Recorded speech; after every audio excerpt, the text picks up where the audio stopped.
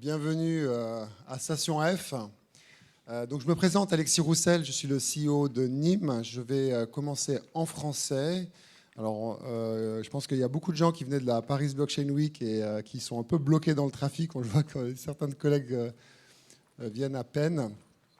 Mais on va commencer quand même. On devait commencer à 6h30. Alors peut-être comme on est une entreprise suisse, on aime bien être à l'heure. Et puis on avait oublié de prendre en compte le facteur parisien. Voilà, donc je me présente Alexis Roussel, je suis le COO de Nîmes Technologies et on fait cet événement pour nous qui est assez important et exceptionnel parce qu'en fait c'est l'aboutissement déjà de 4 années de travail avec l'entreprise et 2 années avec notre communauté pour construire finalement une technologie que nous on attend tous, c'est pour trouver en fait une réponse supplémentaire à faire une vraie protection de la vie privée.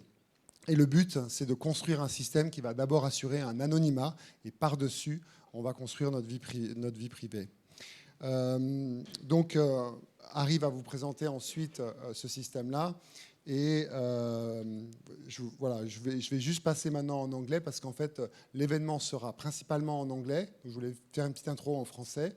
Et évidemment, on va avoir la discussion sur le thème de la privacy et de l'anonymat avec Edward Snowden. On est très fiers de l'avoir, évidemment. Je passe en anglais, mais à la fin, si vous avez des questions en français, vous pourrez aussi les poser. Je pourrai traduire, évidemment. So, welcome. Hello, my name is Alexis Roussel from Nîmes Technologies. I'm the CEO. I welcome you to this event. We're really happy to have you here. This is pretty exciting for us, for the team. We've been working now for some of us for more than 4 years on this project. And the idea is how we can move privacy to the next level. And we believe that the technology is about, first we need to provide anonymity, a network of anonymity, and then we can build up real privacy on top of this. So Harry will present you how we plan to do this. And today we have the actual launch of the mixnet, which will pick up and will be usable, and there's a whole economy around that will go live. So first I just want to present quickly some people of the team. So if you want to, after the event, talk and ask questions to the team member, we have just Jaya, if you can just show up. Jaya is the head of the strategy, and we have Jess also who's here, and of course Harry is going to take over. He's going to present Nîmes. So Harry is Halpin is the CEO of Nîmes, but he's also a long-term activist, and we all love his vision. We are we think he has this great vision that we all build together. And he has always been very strong in taking stands when he was at W3C, for example, and he was fighting against DRM. So we really appreciate to be working with you, Harry. So I'll give you the floor so you can present him. Then we'll have a small chat. We'll have a chat with Snowden, and it's Roxanne from the Station F, and Harry will have this talk. So I'll give you the floor, Harry. Thank you very much. Merci beaucoup, Alexis. Thanks everyone for coming. I think so. Again, this is the culmination of not just we've been working first as a research project funded by the European Commission. When Snowden did his original leaks, it became clear that even to European governments that they could not really trust a lot of the technology being provided, particularly by the United States. For example, Cisco routers or Juniper networks. And then what's happened is that more and more people need essentially some sort of privacy on the internet. So how many people here use a VPN? Okay, most of you, okay. That's good. How many people here have used Tor? Okay, larger than the average audience. Okay, so we're going to compare. It's often easier to understand what NIM is, which is it's a mixnet, a technology that was originally hypothesized and, by David Chaum in the early 80s, because essentially the way you want to think about it is cryptography only hides the content of your message. It encrypts the content of your message so that only someone that you want to decrypt the message can decrypt the message and read your message. But the fact of the matter is who you're talking to, when and where, gets revealed to everyone, including your internet service provider, your telco provider, any IXP or internet exchange point, and if there's any kind of either cyber criminals or intelligence agencies watching these points, they can detect who you're talking to. And then research from my old mentor at MIT showed that using just the information or the metadata of who you're talking to, when and where, the content and the outcomes of your conversations can be predicted with like 60 to 70% accuracy, which is somewhat terrifying.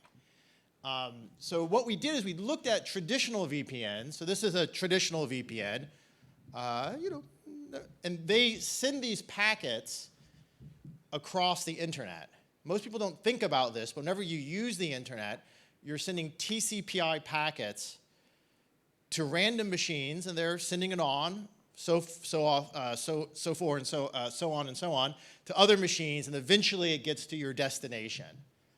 And the VPN just kind of sits in between you and the rest of the internet. But the problem with a VPN is that they can see what you're doing, when and where, all the time. And so if someone wants to identify you or violate your privacy or security, it's very easy. They can just talk to the VPN or even just watch all the traffic coming in and out the VPN. Because there's a second point which people here should notice, which is when you send packets across the internet, not only do they come at particularly different times, but they also have different sizes. And this makes essentially a universal internet fingerprint, which can then identify you across the internet. Tor does improve the situation. So Tor is a peer-to-peer network, and it was used by Edward Snowden with the Tails distribution when he was doing his original leaks. And so how Tor works is that the traffic goes to 3 different computers in the internet and sends it to the destination. So this means that unlike a VPN, there's not a single centralized trusted party that you can come to and ask for all of the data. And this Tor node, the exit, will not know the entry. And so there's some distribution of trust. However, the problem with Tor, and this is also the case for anything that calls itself a decentralized VPN, is that you can see this kind of fingerprint here. The time and the sizes is still the same. So if I want to identify you using Tor, what you do is you just look at the entry and you look at the exit. Okay? You just look at both of those nodes and you do a statistical kind of correlation attack, which some other folks at NIM, George Denisis and Andrei Sergentov and many researchers identified as a problem. Now, before the Snowden revelations, this seemed kind of fine because it seemed sort of absurd that someone could watch all this traffic going through Tor, all this traffic going through the internet. But what Snowden revealed really inspired our original European Commission work and then led to the foundation of NIM as a company, because Snowden said, actually, this is possible, that the NSA, with their good friends at GCHQ, and this is in 2013 and 12, can indeed identify with kind of a God's eye view large amounts of internet traffic. And they can essentially do these kinds of more dangerous statistical attacks. And so that's why we invented NIM. So NIM takes David Chaum's original mixnet concepts and we update them to make them scalable and to incentivize them. We essentially add a token. And how it works is that the internet traffic comes in, and similar to Tor, it goes through 3 nodes, But we do two things. One, we use a packet format, currently the Sphinx packet format, that we're working on optimizing. So you see this kind of fingerprint of volume and timing, these different shapes, which are your packets going across the internet. When they come out of NIM, they all look the same. So that fingerprint is kind of being eliminated. And NIM is a mixnet. And what that means is that the packets, each time they go to a node, those packets are mixed, kind of like shuffling a deck of cards. And you send them to another node, and they shuffle the deck of cards. And you send them to the third node, and they shuffle it again. So it's a bit like they're shuffling the cards again and again, sending them, and each card gets sent to essentially different nodes. And so it's shuffled multiple times, and then the packets are routed effectively independently. And so that breaks this ability to kind of correlate who's talking to who. So this is kind of NIM's kind of key contribution. We have a token attached to the network, which lets the reputation of the nodes for actually properly mixing their traffic be tracked. And we think this is the only way to guarantee actual privacy on the internet into the future. So we do think that this network, and we've done some simulations, can scale to pretty large amounts of internet traffic. And we can definitely, even today, cover instant messaging. We can cover cryptocurrency transactions, so on and so forth. So it's a very powerful system. And, but again, I like today because we're going full circle. And we're connecting, when we were a very small company, I tried doing kind of pitches. No one wanted to fund us. I think we were unable to even raise $50K in the beginning. We were trying to pitch to, I don't want to name the names, but we were at Google. We were pitching to San Francisco, to Ev Williams, and these people, and no one would give us a cent. And then what happened is a number of cryptocurrency companies said, wow, we could use this technology. This is really interesting for us. And then Station F approved us for the Founders Program. And then we basically got the company together, founded it in Neuchâtel, Switzerland properly. And now we've raised from Andreessen Horowitz and Polychain and a lot of other European investors, Greenfield, 1KX, Tioga. We've raised about 20 million euros in funding. And then we launched a month ago a token sale, which raised an additional 30 million. And now the token is going live this evening. So if you're interested, talk to us. We have a party with co-sponsored with Mason Network, which is a kind of decentralized bandwidth provider who are also very respect what Snowden did many years ago. And we're going to do a little party afterwards. So grab us after if you're interested in going. But I'd like to introduce Roxanne Varza, who really was one of the first people that supported NIM and our underlying technology. So thanks so much.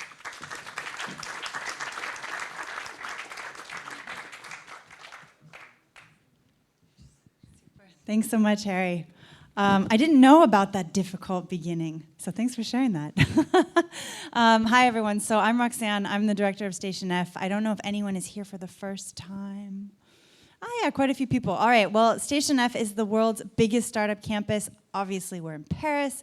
Today, the campus is over 50,000 square meters.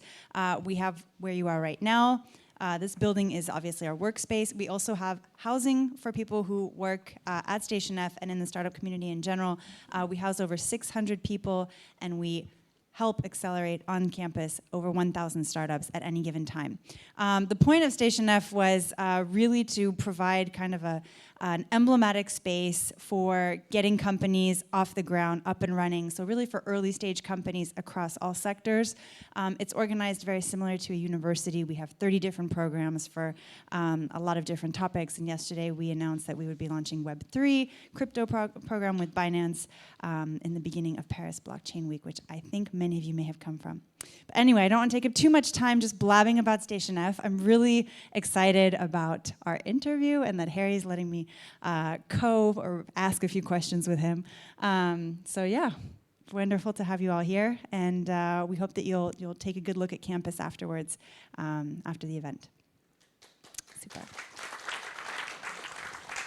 And also, do stay a little bit because Snowden will do open question and answers, which I think is the first time he's done that since the for a bit since the Ukraine war. So with no further ado, let's put Edward online. Here. Is he here? Okay, he made it. Can everybody hear me? Yes. Great. Well, it's good to be with you. Thank you for having me. You know, it's one of these interesting things being in the world today. I had originally been thinking about writing a speech, but so much is changing. It feels like everybody's talking and nobody's listening.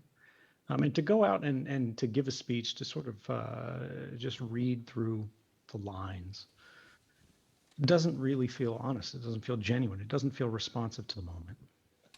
So what I'd like to do is have a little bit more of a discussion. What I will share with you are some of the thoughts that I was actually sort of drafting in my journal. You know, that's where the speeches come from.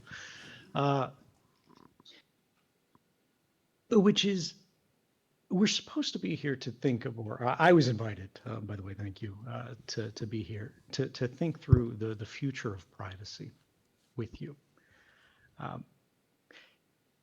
And it's very frustrating to think about privacy in the moment and privacy where it's headed when you look at the news, when you look at the press restrictions that are rising around the world.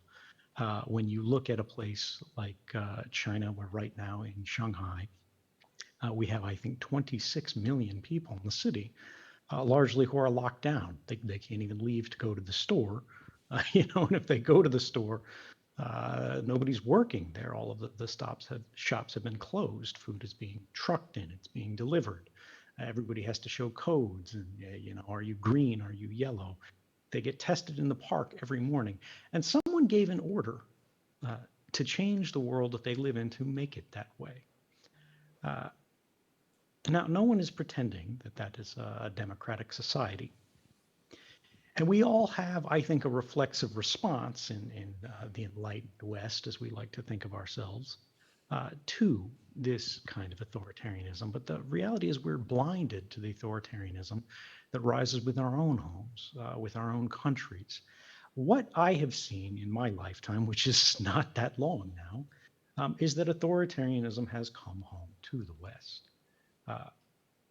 We had 9/11 and the terrorism scare, the Great Panic, that really let us off the chain, or let our governments off the chain, rather, from the kind of traditional understanding of where the limits were, what a government could really have the authority to do in the first place. We have constitutions, right? Basic laws from which all other laws derive, which are supposed to say, even if the government wants to do this, even if the majority of the public is in favor of doing this, the government may not do this because it simply doesn't have the power. It is not for the state to do. Now we have private companies that can do the same thing. Governments instrumentalize them as a kind of deputy to do the things that the government might not formally be able to do themselves, but they can just engage in sort of government as a service from these companies.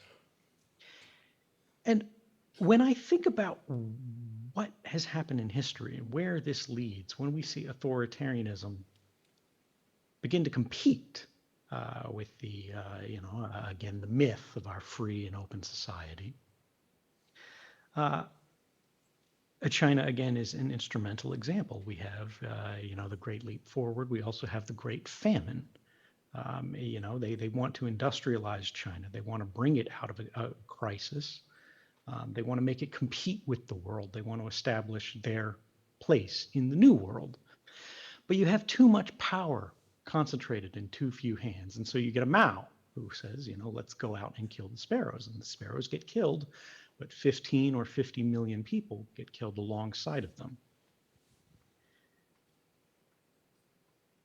What I fear is that this self-terminating limit on authoritarianism, where you put too much power in too few hands,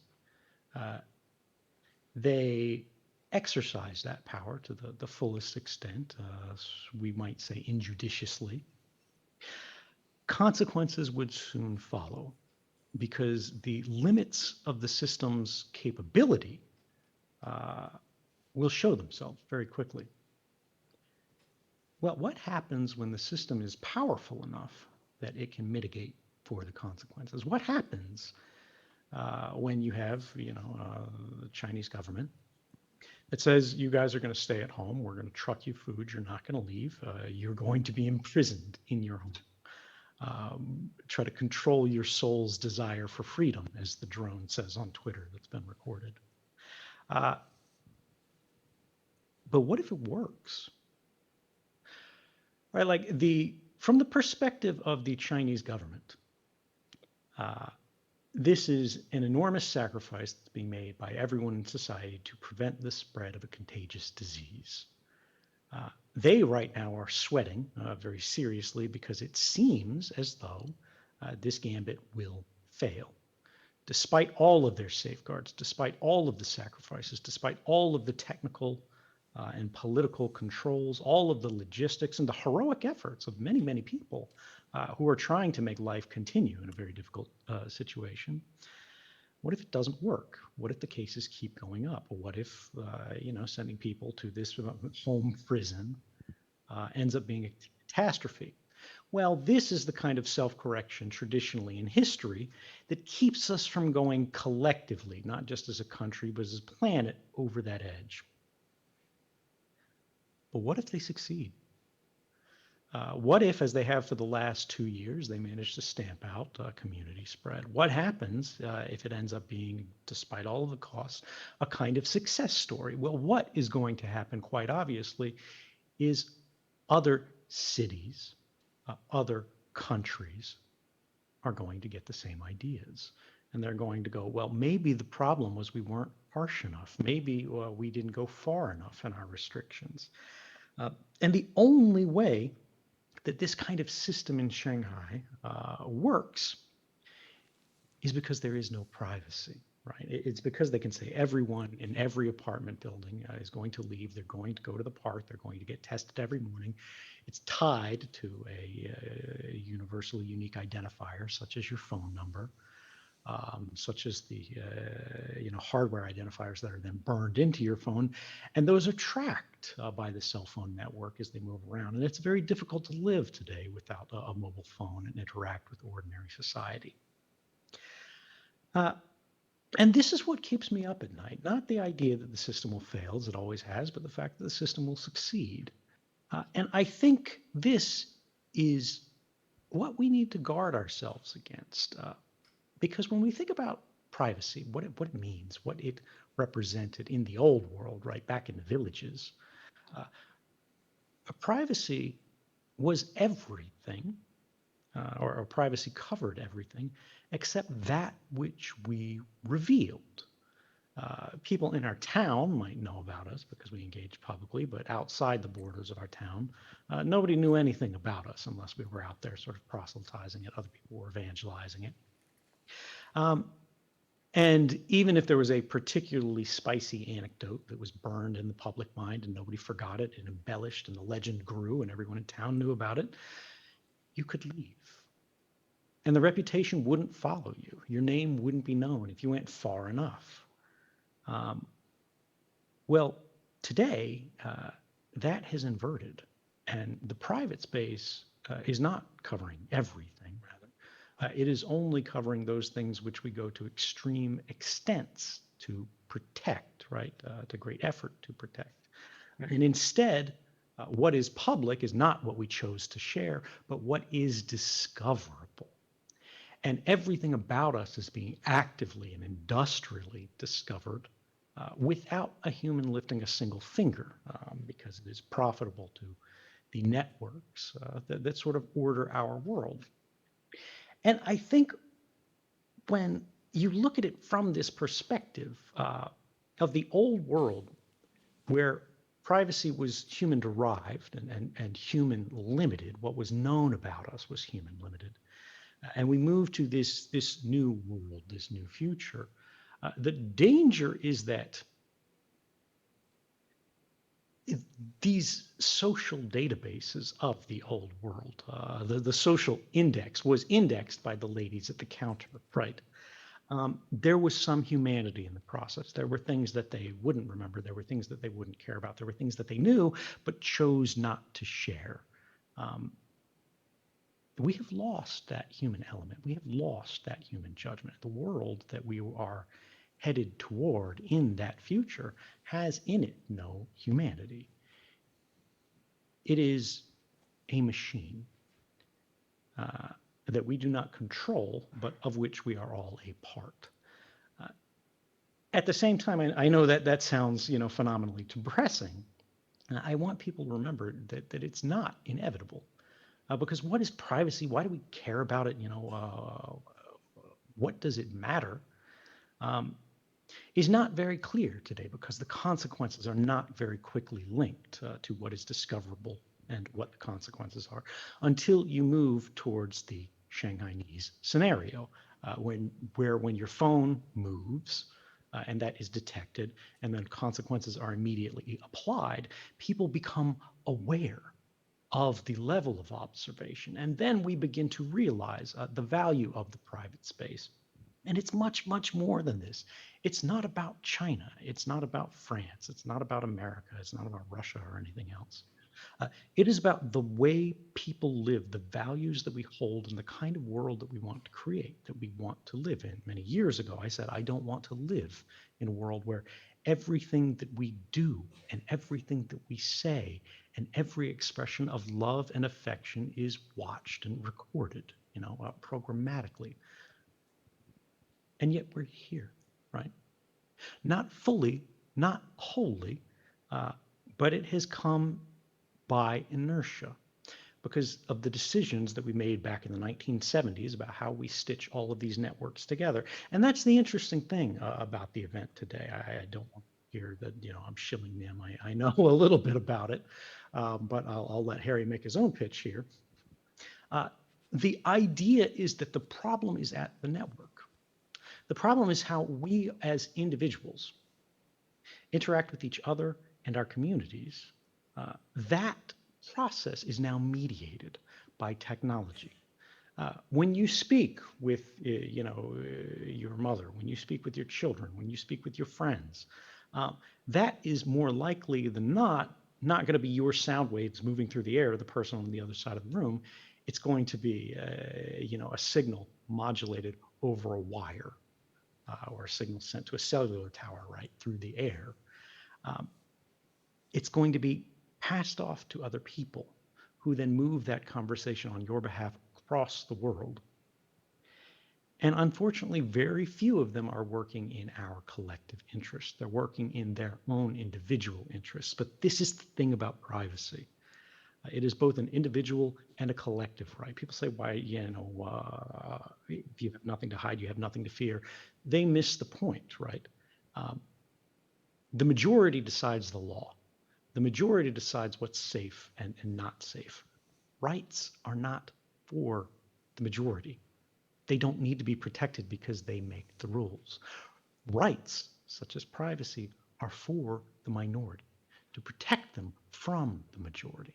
It's the people who are different. It's the people who are unusual. It's the people who may have something to hide, or they may have an idea that is heresy in the world as it exists today. And all of the people who have nothing to hide protect them, these vulnerable people, simply by protecting themselves, by accepting that they do have something to hide. Even if it's not their own secret, it's the secrets of others. By protecting the heretics, we are protecting the root of progress, right? Because what is popular is what exists. People are reluctant to embrace change. And it is this disruptive force of invention, of creation, of disagreement, of argumentation that provides the new ideas that drive us forward. But these new ideas are fragile, like seedlings. They need to be protected within the garden of our rights so that they can grow until they are strong enough to exist in the wild, wild world. And you know, this is what gives me hope. Because when you look at the network today, it is hostile to us. When you look at the system of government in the world, more likely than not, in more places than not, it is hostile to the average person and becoming more hostile, right? You might think, you know, oh, I live in Denmark or whatever, everything is fabulous. But if you look at Denmark of today and you look at Denmark of 10 years ago, 20 years ago, the question is, are things getting better? Are they getting more free? Or are they becoming more regulated? How many times do you have to get permission to go about your daily life in the average world compared to 20 years ago, 30 years ago, 50 years ago? I don't think there's a place in the world where you're facing requests for permission or demands for permission less. For example, if you're listening to this device not sort of in the room, but through the internet on a device, you bought the phone, you paid for the phone, but the very first time you turn it on, before you can even use it, an end user licensing agreement pops up and it says, sorry, you can't do anything with this unless you agree to our terms. We are in the powerful position. We are in the privileged position. In order to progress, you have to click OK to continue. You have to pass through our gate of permission in order to continue with your life. Well, there's not an option, as many people would like to think, oh, you know, it's sort of a libertarian fantasy where it's entirely voluntary. You don't have to use a phone, right? You don't have to get an iPhone or whatever. Yeah, okay, well, what's the alternative to getting an iPhone?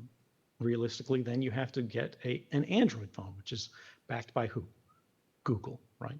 Because the option of not getting a phone at all is not really realistic when the world is constructed around the basic premise that everyone has a phone.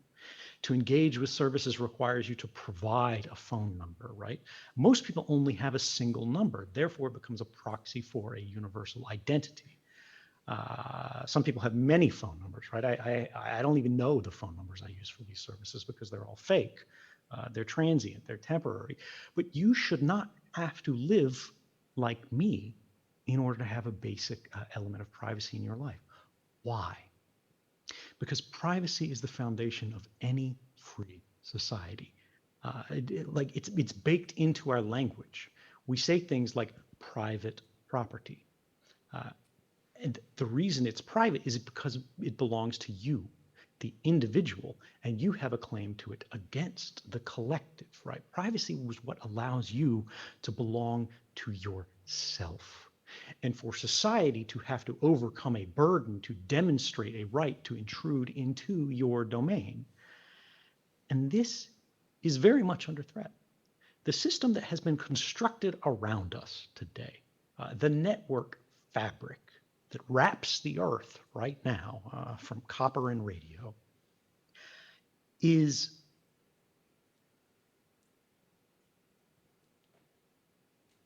a cold, pitiless thing. It's like a rock face. And yet, you're still here, right? People say privacy is dead. Privacy isn't dead, but it is ailing, right? We know what the prognosis is. That's why you're here. You know, we've all read the charts, and yet still we're here. Each of us, we are fighting, and we are fighting for a miracle. We recognize the world as it is and see that it needs to change. And we understand within ourselves that so long as we care, even if we're not the president of the world, we can make a change. Maybe in a small way, right? But enough of us do it, and it becomes a larger change. That collective that oppresses us can be reborn again to liberate us. And this is our task, to take the cold rock of the collective and carve from it these individual gardens, these spaces within ourselves and within our communities to share in trust, not to hide and bury and put this stuff under the earth like some forbidden shame. That's not really what it's all about. Sure, there are those who use it for that. But it's really about discovering our individual differences and recognizing where society is wrong, where the consensus, the conventional wisdom, the orthodoxy has made some mistake and is too overbearing, is too limiting, and to try something new and then eventually contest it and go, let's do this instead. Let's try that, and to convince those around us. And then eventually to convince the world that things can change. Privacy in this way is about power. It is about the individual's power to contest or reject the judgment of the collective, of society, of government, of whoever the institutional power from which we're seeking shelter tends to judge us. In this way, it is the individual veto over the collective, in the same way that privacy is the only way that a child can veto the judgment of a parent, right? It's what they do when no one is watching. It's where they make them say, maybe they jump on the bed, right? Maybe they do things that we don't like, but maybe they also discover something beautiful and different about themselves. Maybe they discover a new hobby. Maybe they discover a new interest. Maybe they discover they like to read. Maybe they discover they like to read or to run. And without that moment, when they're under observation, when they're under pressure, when they're being formed, they become products of the collective rather than a being born of themselves. And that human individuality, to me, is a beautiful thing and an eternal value that will not be eradicated by a system, no matter how perfect, no matter how complete. Whether it's drones outside your balcony in Shanghai, right? Whether it's cops with batons in Red Square, whether it's the guys with guns in the US, right? Who say, stop resisting. Human nature is to keep resisting. And I think that's why we're here. Let's open up to the conversation. Thanks. Thank you.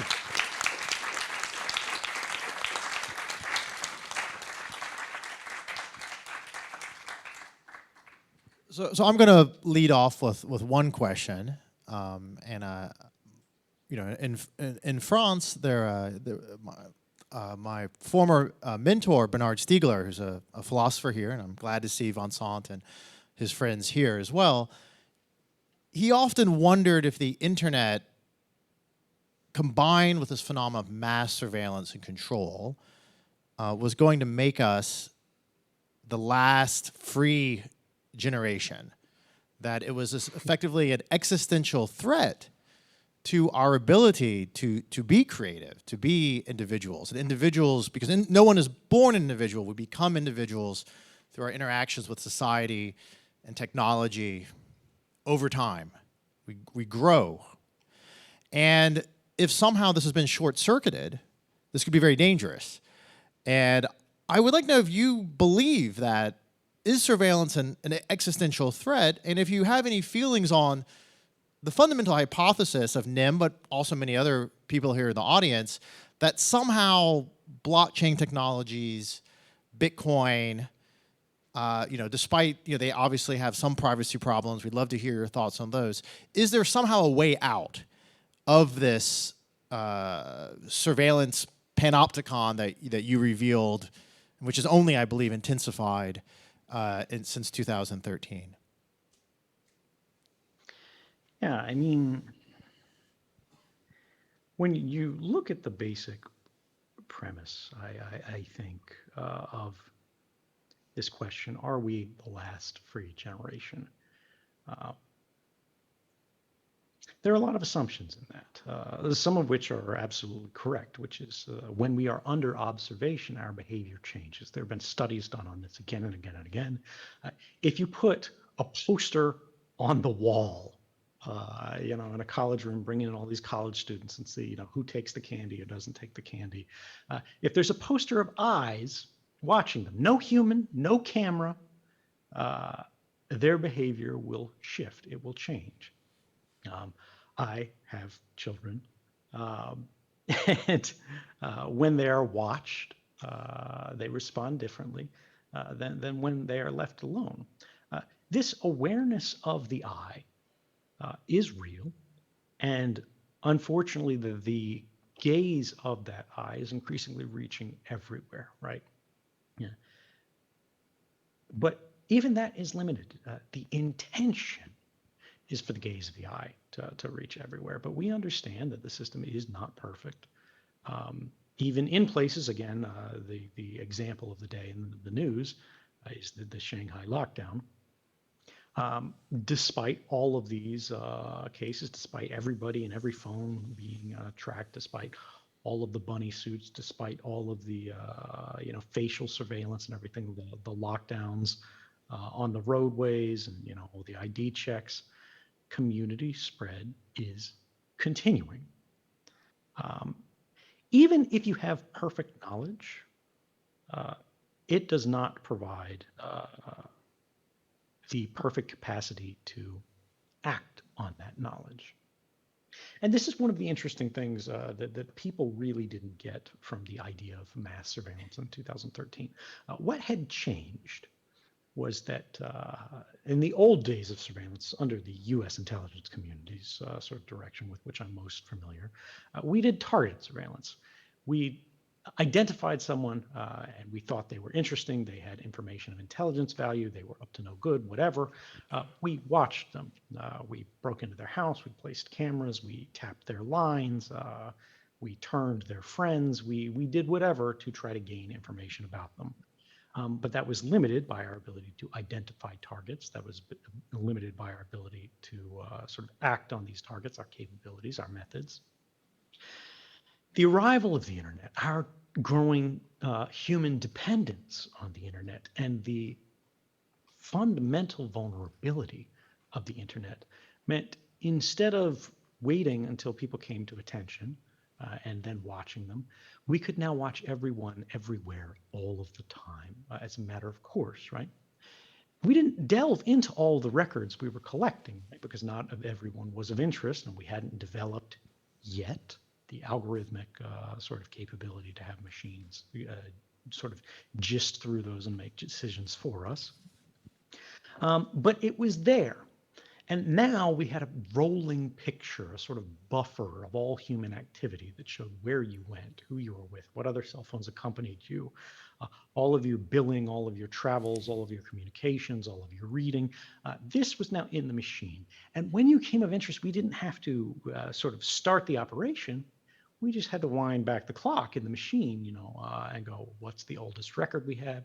And read this. We have a chunk of your life. And now we can go deeper than we do for the average person. Right now, we can actually try to hack your phone. Now we can still go in your home, place the cameras or bugs or whatever.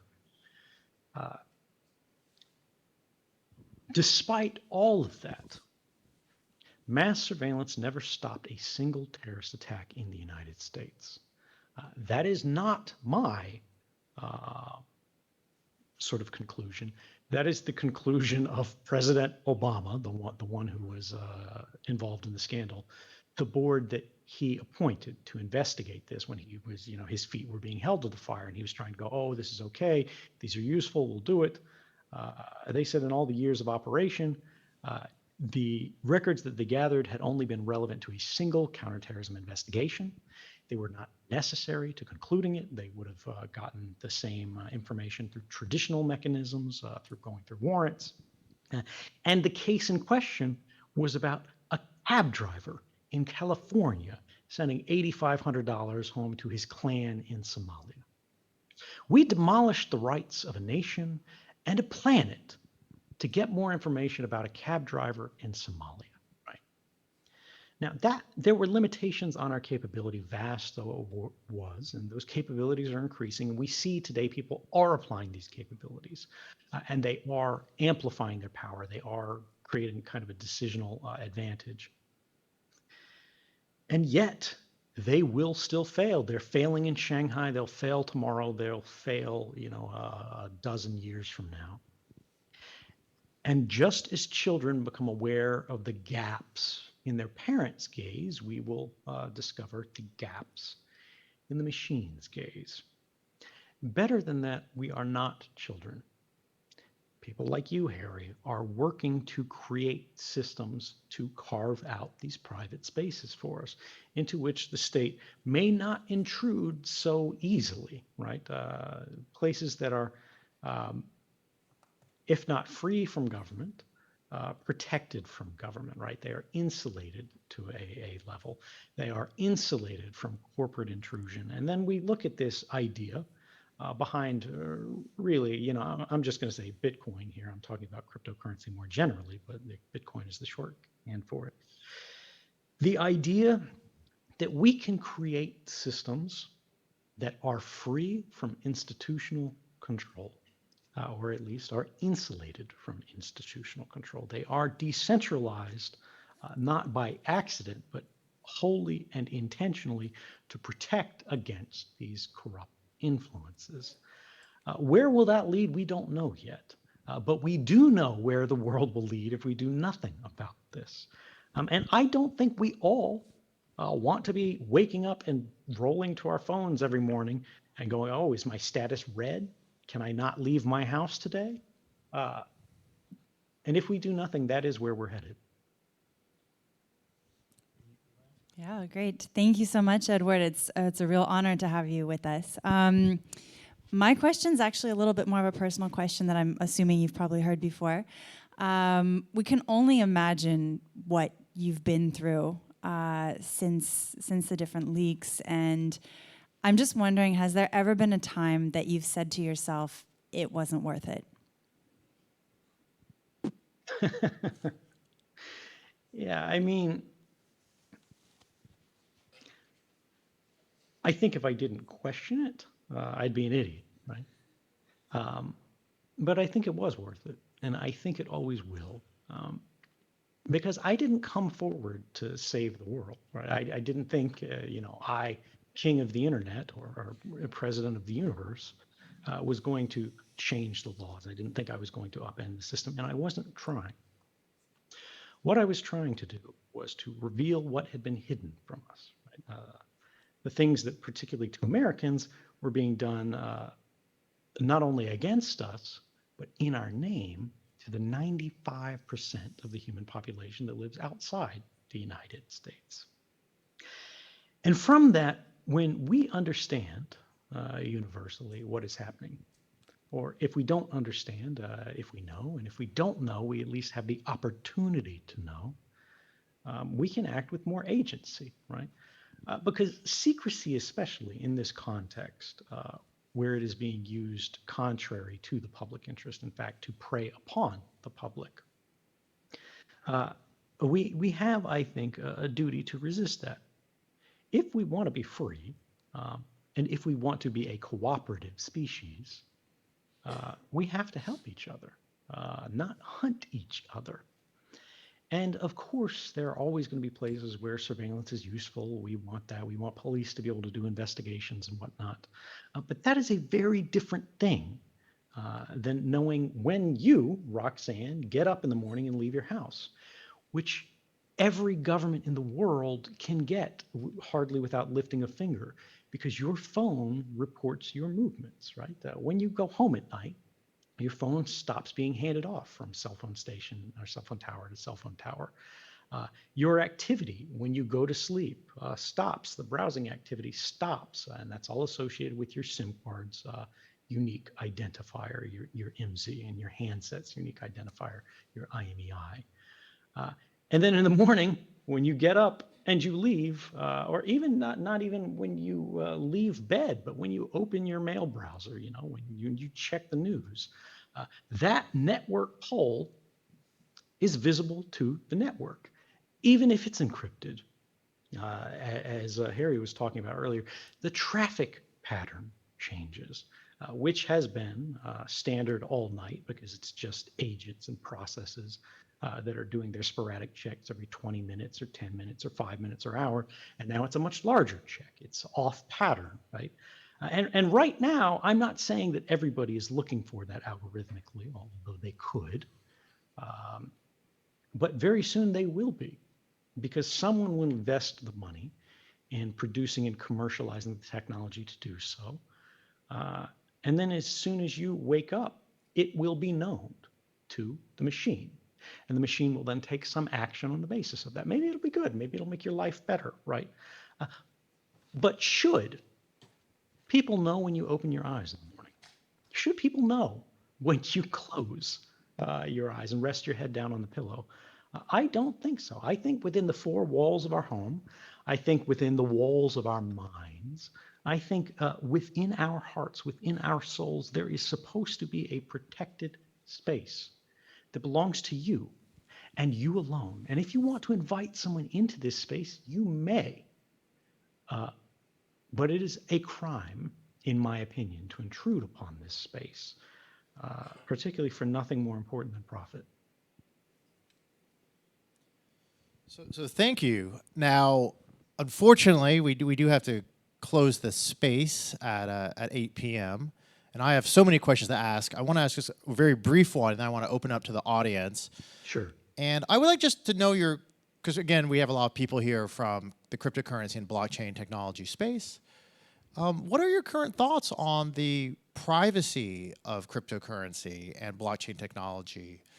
And do you think technologies we can use, VPNs, Tor, mixnets, Zcash, or whatever, to help fix these problems? And how do we what's the role of, startup incubators, venture capital, public bodies, governments, funding, BPE in France, to help kind of create a private and human rights respecting internet?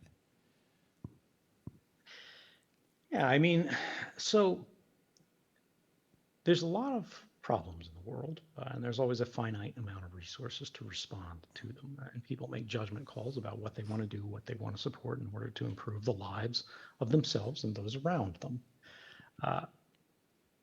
When we look at the cryptocurrency space, the thing that is most frustrating to me is the fact that privacy for Bitcoin is still an open disaster. Everyone is aware of it. I've tweeted exchanges with the core developers. They know it. And there are sort of improvement proposals out there to do it, but it's moving slowly.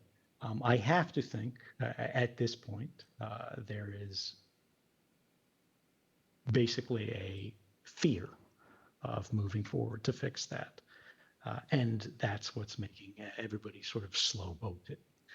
Because this is the core problem with Bitcoin today. There is no issue more important than fixing the weaknesses of the open ledger. You can keep the open ledger, right? But provide some kind of contracting, provide some kind of atomic swap, provide some kind of opt-in method, something a little less arcane than like a coin join, for allowing people to exchange their non-fungible tainted history coin to a fresh one, right? And we have seen a lot of alternatives to this. This is the beautiful thing about the technology and the sort of human space here. We see privacy coins, we see Monero, we see Zcash, we see projects like MIM, because even if you're using something like Monero or Zcash, if you're not running a heavy wallet, if you're using a light wallet, right, you're connecting to someone else's service to like look up the balances of these addresses or whatever. Are they taking notes, or are you using something like Tor to connect to it? Or you need to perform some kind of exchange, right? Is there something better than Tor? Maybe NIM will be better, maybe it won't, I don't know.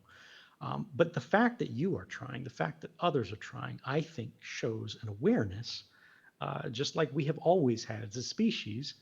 We want to get to the other side of the river. Well, somebody has to build a bridge.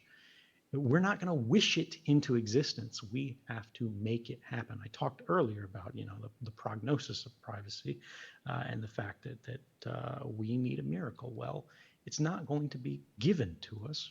We have to make it. And when we look at things like Europe, for example, which very clearly, even today, are being openly exploited by the US advantage in the internet space, it's not going to get better until you make it better. This doesn't mean you splinter the internet. This doesn't mean we need balkanization, right? But you have power and standards bodies. You can look at the problems with the internet. You can look at the problems with the mobile network and go, look, these are designed to permit surveillance. And every time a new mobile standard comes out, right, 2G, 3G, LTE, whatever, 5G, the standards bodies are openly working with governments to keep surveillance as part of the mix. When you have internet giants, that whether we're talking Google, whether we're talking Apple, whatever, they put some privacy dressing on there, and sometimes they do better. Apple sort of cutting the throat of Facebook is a beautiful thing. I think we need more of that. Google just put out their own sort of privacy proposal for improving it. And it's garbage. They don't make any commitments. They're not burning down the old system. They're just trying to sort of opt into this new one. It's a disaster. Somebody somewhere with some authority, whether it is the authority born from being a national government, an international bloc, a company that's got a lot of market power, or simply someone with enough money who can go, look, I can fund this research myself. I can make this protocol that exists and it works. It rides over the standard networks that already exist, and it provides what we need. And look, here, it's free for the world. Take it, use it. And to encourage that, to develop an ecosystem that is better than what we have simply inherited from pre-existing generations' mistakes. We have to perform that lift, right? We have to do the work. And maybe you are in a position to make that happen, right? If you can't solve it all by yourself, you don't have to, but do something. Do some small little piece, and it'll get better. I would like to think, for example, returning to the blockchain here, the guys that are actually working Bitcoin at the protocol level understand this. And I think if you feel as I do and you go, oh, look, we're working on this, we have these proposals or whatever, recognize that time is running out. We have CBDCs that are rising in every corner of the earth now, central bank digital currencies that are intentionally designed to be both surveillance tools and sort of anti-individual market tools that can leach their value back out of the system, as opposed to be an independent, truly free money. You have the best chance out of anyone to fix this. I know you're reluctant. I know you don't want to break things. I know you want to be careful, and that's fine, right? But if you do not take steps while the bridge is open, someone is going to burn it down before you use it. Thank you so much. And we're hoping to enable everyone here and all of the people watching over the internet and everyone to contribute to start taking those steps to end the kind of surveillance economy that we're currently trapped in. So I'd like to take the questions to the floor. Alexi over there will handle the Q&A. So Alexi, anyone have a question for Monsieur Snowden? Yes. Okay, we have quite a few. Go for it. Question. We can take the question in French or in English, but for sure. Yes. So. Hello, Mr. Snowden. It is really a blessing to be in your virtual presence. How do you explain the tendency of the deep state to want to prevent privacy and therefore to control us? And how should we fight against this? Should we adopt an emotional appeal or a rational one, i.e. technology?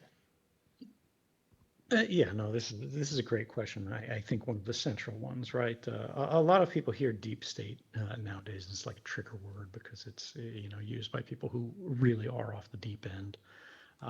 But when I hear deep state, what I'm thinking about is I'm thinking about a career government, right?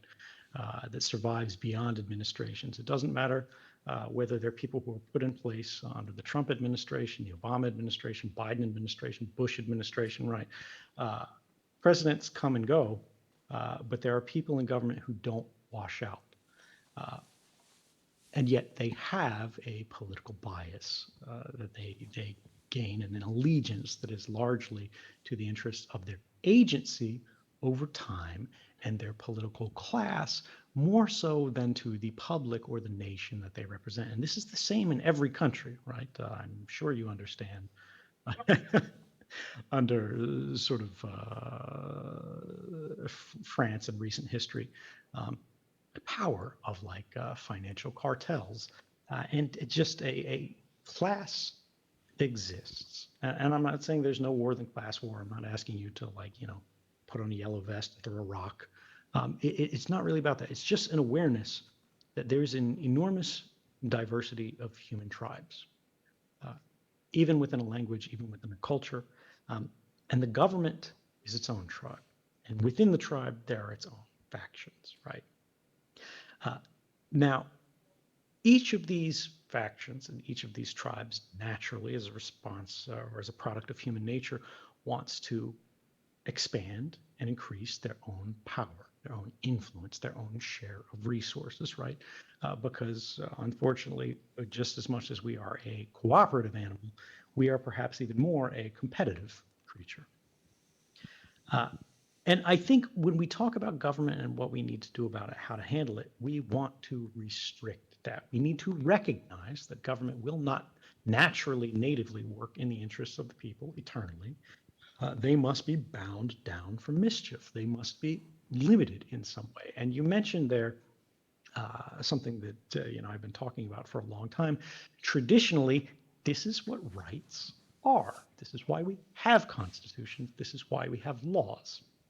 But if a high enough official or a rich enough person in France breaks the law, they will face a very different flavor of justice than someone with no money and brown skin will. How do we correct for that? How do we improve the circumstances of the people in your country and around the world in the spaces where law is not up to the task, or maybe it's supposed to be, or maybe it could possibly be, but it's not working, it's not serving that function? Well, this is where science and mathematics, right, our mastery of technology can provide new solutions. It is not a replacement for law.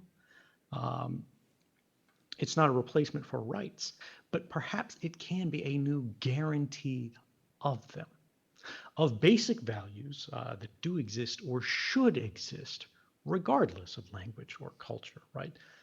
Talking about freedom of the press, freedom of speech, right? Freedom of belief, the right to read, to communicate, to trade, to interact freely. These kind of things can be guaranteed by systems simply by making it a light switch. Either the system works or the system doesn't work, right? But there can be no interference in the operation of the system when it does work. And then making that system's operation, right, making that light switch being turned to on so attractive, so desirable to the traditional authorities that have control over the law. The public does not have control over the law. The institutions have control over the law, that they will permit its continued operation, right? And I think this is what we have seen post-2013 that really does encourage me to some extent, right? All of the problems that we've seen, all of the increases in surveillance, like we know, right? We see the difficulties, but you may not be as aware of where things have gotten better because it happens invisibly. For example, encryption on the internet is all over the place now. In 2013, when I came forward, right, when I was sitting in Hawaii at the desk using X keyscore, which is sort of Google for spies at NSA, and I could see the world's communications. I could type in the names, right? I could pull up if really anybody's email had I wanted to, because it's transiting in an unencrypted medium. Now these links are being encrypted. Email is still a disaster. It's still largely unencrypted, right? But when we talk about web traffic, which was largely unencrypted, now it's almost universally encrypted everywhere. And now browsers are being set so that if there is an unencrypted communication or site that doesn't support encryption, it actually throws up a warning. There's a little red sign and it says, don't use this site. It's not safe. And this is what I mean. We are moving toward a direction which is what we want, in that technology can make the sort of opportunity cost of surveillance higher. Again, we want police, investigators, and whatnot to be able to perform essential tasks, to, rescue people who are kidnapped or whatever, which it's important to remember are extremely rare cases. But we don't want them to be able to spy on everyone, everywhere, all of the time. How do we do that? We make surveillance costly. So they only do it where it's absolutely necessary, where the cost justifies or the benefit justifies the cost. And I think technology is actually profoundly promising in that regard, but not naturally in that regard.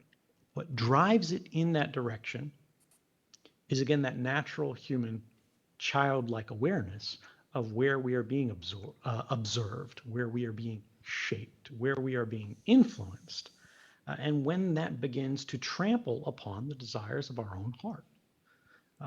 And yes, again, there are places where we want to be protected, and sometimes even we want to be protected from ourselves, or where we should be protected. But we have to recognize also that we have the right to make mistakes. We even have the right to self-destructive choices. And if we are denied that, we are being denied our humanity, right? If a child can't make mistakes, they cannot grow. Again, they are a product of the system. They are not a child. They are not a person. They are a product. And it's by recognizing this and honoring this sort of essential human instinct, the desire to experiment, that we protect our nature and we protect the future. Thank you very much. We have one question in French, which is really technical or practical, Okay. let's say, which is actually, would you use NIM as a technology, but in more generally, what are the privacy tools you are using? I mean, all of them. This is the thing, you know, if you look at a carpenter, if you look at a craftsman, you know, they don't have one tool, they have many. Anything that is useful to the task, anything that is useful to me in the circumstances, I will use. I use Linux. I also use Windows, right? I'm using Windows, but when there's something valuable there, something needs to be there, I put on my radiation gloves, right? And, I set up the system in its own horrible toxic container, and then I do what must be done, right? Somebody has to unclog the toilet, and sometimes that's going to be you.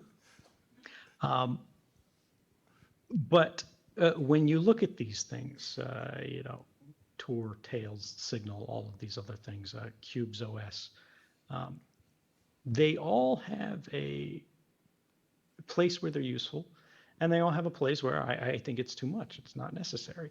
And this is something that when people are thinking about privacy, I think they lose sight of. They go, you know, I have to be hyper vigilant. The NSA can spy on me today.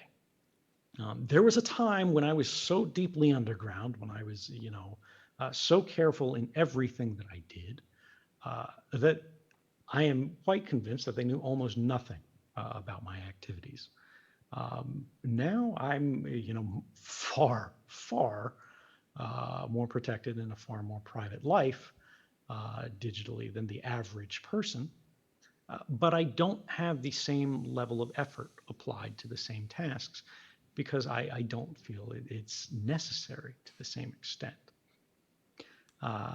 Maybe I'm fooling myself, right? And, you know, maybe I'm going to be thrown off a building or run over by a bus tomorrow because of my lack of vigilance. But we all have the right to make these judgments. And I don't want to sort of prescribe things to people, say, use this, use that, because it ages very poorly. The technologies that are valuable, that change in circumstances and they change by year. Better tools are created, old tools are not maintained. There's a vulnerability, there's a change in the network, there's a change in circumstance, right? And we have to adapt. That is the power of humanity. We adapt. And that is the blessing that all of you out there, you know, sort of in startup land, provide to us, is gifting energy. Right, to try something new, to experiment something. And maybe, you know, it's going to end in flames. But that's okay, right? Because for every 9 that end in flames, one of them goes to the moon. And that, I think, is how we move forward. Thank you very much. We have one question online, and maybe then we get to go for a last question in the room. The question online is, are you aware of the risk of defending freedom and privacy in a not so democratic country? And is there any deviation in your speech tonight due to your current circumstances? Yeah, no, like this is the thing. I'm not asking for trouble from anyone, and I don't encourage anyone to do that. When I came forward in 2013, I had thought and planned for a very long time. I was thinking about how can I maximize the public benefit while minimizing the public risk, and also trying to minimize to a maximum extent the risk to myself, to my family. I didn't tell my then girlfriend, now wife, of many, many years what I was doing, because had I done that, it would have placed her at risk. The FBI would have charged her as an accomplice, right? And so I couldn't tell her. It was a surprise to her, and then, made me a very bad partner in some ways, but at the same time, I was trying to protect her.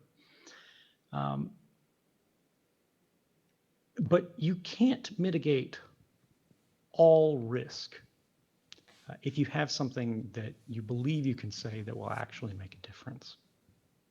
A lot of people are talking about Russia. I'm not an expert in Russian politics. I don't speak fluent Russian. No one in Russia is going to listen to me, former CIA agent. So there's very little I can do to influence that. I can say I'm against prohibitions on the restriction of speech and the press and the internet and all of these other things.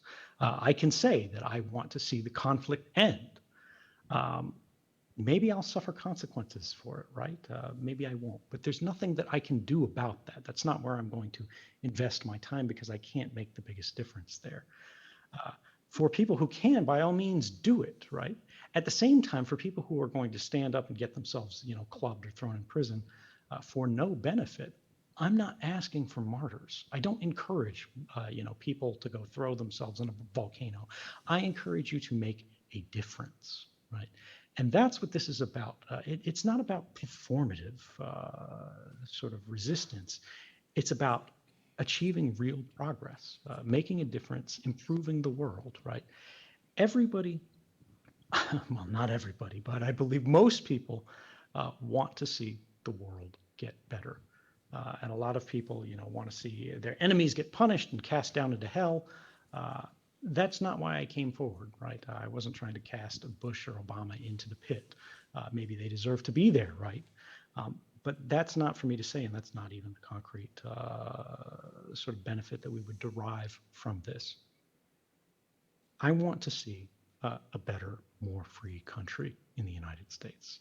I want to see it in France. I want to see it in Russia. I want to see it in China. I want to see it everywhere. But we can't do all of it, right? We have to decide where we're going to do it. And am I doing whatever? Am I changing my speech?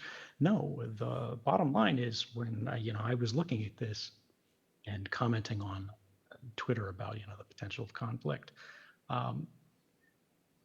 I discovered just how little I knew because I thought I understood what was going to happen, and I was very, very wrong.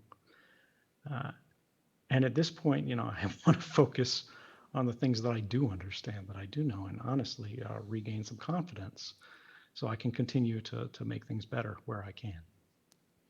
So I think we are running out of time. If we have a very quick question. Otherwise, I think we'll have to close. So there's one last question from the audience. And, okay, just the final one. And a very and then, small question, please, yes, because then we're ending. Thank you. Sorry, there's just a lot of people here. So, Hi, we have questions. Thank you for your service. It might sound a bit weird, but can we decentralize the network traffic? So we are in control of what we do and what we send and where. And I kind of borrow it from the blockchain. Yeah, I mean, when you look at the network as a physical object that's wrapped around the earth, right? Again, copper and radio, right? Towers and buried cables. It is a fabric, right? Wrapped around our big iron sphere that we're sitting in. Why is it laid the way that it is? Why are the people that have control over it in control over it? How did they end up that way? Largely, it is a product of a corporate governmental partnership, right? That is protected in many cases in a sort of a monopoly context by law. This is where those sort of old institutions, the legacy, don't reflect the needs or the interests of the collective majority of the public today. We inherited this system. We inherited these laws. And when our ability to influence the laws, to change the laws, to update the laws, begins to decay, it gets tainted, it gets corrupted, right? How do we fix that? Well, we can take control of the old network by sort of using it in ways that it didn't intend. This is the old hacker method, right? This is really what Bitcoin and VPNs and Tor and all of these other things are doing. We overlay new protocols on these old lines and just kind of tunnel through them. We create our own infrastructures that are still routed over the old wires. But when we're talking about things like the observability of communications upon these wires, it's hard to change that if it's physically routed through, a gigantic office at, a French telecommunications company or an American telecommunications company or Russian or Chinese or whatever. Because even if the communications are encrypted, as we talked about before, the metadata is there, the activity is there. When you turn on your phone, or rather open your web browser in the morning, and those packets start being sent that are larger, they're downloading images, they're downloading videos, they're downloading whatever, they're reaching weather servers that they weren't accessing at night. The routing, the destination, the sizes, the timings, all of these tell a story that can be inferred by those who are crouching on the wires, right? You can think of it as a system of roads. And then there's people who sort of own toll gates, right, that are at the choke points as you go through the mountain pass or whatever. And they make a note of everyone that they see pass by there. What are they wearing? What are they carrying? Where are they traveling? Encryption covers the wagon. They can't see inside. They don't know what the cargo is, but they still see the wagon pass. What if we change the infrastructures sort of entirely and built our own? This is the old mesh networking ideas where people go, we'll create our own subnetworks, physical subnetworks. We'll create our own radio towers using a mesh of smaller radios instead of one giant radio. Well, it hasn't been very economical or very successful or very legal in a lot of places, which is why it hasn't caught on. But right now, everybody's carrying a cell phone in their pocket that has a radio that can largely provide its own hotspot. And frankly, I'm shocked that there's not an Uber for like riding on somebody else's cell phone Wi-Fi right now, where you don't have a cellular connection at all. You don't have a SIM card in your phone at all. Instead, what you have is some kind of token on your phone that negotiates through a Bluetooth link to the person next to you on the bus's phone or the person next to you in traffic's phone. And you basically make a micro payment to them to sort of fractionally send your communications through their or use their number or whatever. When we use this, when we fractionalize other people's networks, when we fractionalize sort of the oppressor's technology against them, I think they'll be very surprised. And it seems to me quite difficult, to make these things catch on, but I think not impossible. Yeah, so you'd be happy to know that with our partner Mason, who's sponsoring the party afterwards, we are indeed working on this exact problem of creating sort of both private and decentralized bandwidth markets. And we'll be in touch when that works. So I would like to thank you for your time. And one day we do hope that we can all meet. Maybe France will welcome you, maybe Switzerland. Maybe our employee Chelsea will buy you a drink at some point, or Assange will be free. We'll find out shortly or in a long time, but hopefully sooner rather than later. But I do want to just thank you for your time and for helping us launch NIM. And I think we have a lot of people online thinking about what's going to go to the moon and what's not. But I think it's important that we keep our eyes on the prize and focus on the future of providing a private internet for humanity, because the internet we've inherited is not necessarily the internet that we need or that we want. So thank you, Edward. Thank you for your time. Thank you. Thank you for the invitation to speak. And if I could just say one last thing to everybody, it's something that I say at the end of a lot of these. Look, the world is dangerous. We see it. We know the threats. We know the concerns. Whether you're looking here or there, the tide of authoritarianism is rising. Not just in the unfree places that you see in the headlines, right? But even in the ones that you think of as free. Again, how many times do you have to get permission, right? Every time you lift your phone, there are a whole chain of people who have to permit that to happen for you, just to connect to your life, to connect to the world. And there's going to be risk involved in that, right? If we want to continue to move in the direction of freedom, we're going to have to accept the risk of failure, accept the potential consequences that could happen as a result of it. And I think since the sort of tide of authoritarianism, that turn in 2000 that I saw, that we all saw before, happened, that pivot, in my country, people, when they stop speaking, when they say goodbye, they always say, stay safe, stay safe. When we leave tonight, the words that I want to leave you with are not stay safe, it's stay free. Thank you very much. Stay free.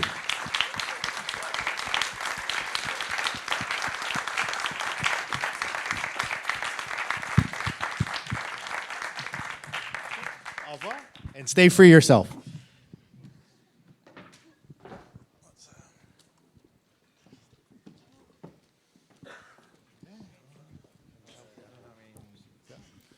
Alors, merci beaucoup. Oh, je vais faire... The station F is closing. C'est fermé en 5 minutes. Voilà, on doit sortir de la salle et puis sortir. Et puis si vous avez des questions avec l'équipe, on est là. Et puis, voilà. Merci en tout cas pour votre présence à tous ici. Et j'espère que vous avez apprécié la